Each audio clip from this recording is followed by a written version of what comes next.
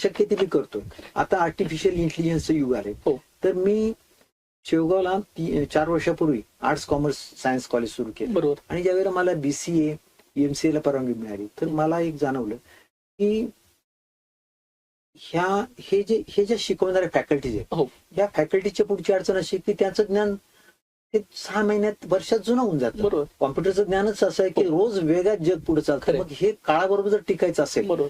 तर IT sector मधले जे गुणवंत उच्च बरोबर. पदावर काम करणारे हो, जे व्यक्ती तज्ञ लोक आहेत. तज्ञ आहेत हो. तर त्यांना आपण रविवारी आणलं पाहिजे. बर.